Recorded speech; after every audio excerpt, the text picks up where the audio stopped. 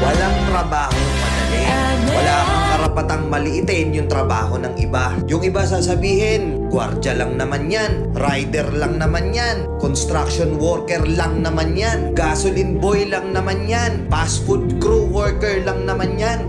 Pucha, nagkaroon lang tayo ng maganda-gandang klase ng trabaho. Akala na natin kung sino na tayong entitled sa mundong to. Minamaliit natin yung mga taong mas mabababa yung sahod sa atin. Pagkakaalam ko kasi, wala kang karapatang maliitin o matahin yung trabaho ng iba hanggat nagtatrabaho sila ng marangal. Walang trabahong madali. Lahat nagdadaan sa hirap. Lahat nagsasakripisyo.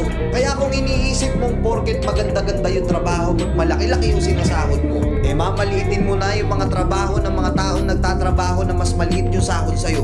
Mag-isip-isip ka. Baka bawiin sa'yo yan. Baka biglang bumaliktad yung mundo at sila naman yung umangat. Kahit anong trabaho mo, magpakumbaba ka pa rin. Bilog ang mundo, hindi palagi nasa taas ka. Kaya hanggat maaari sa lahat ng oras, magpakumbaba ka. Diba?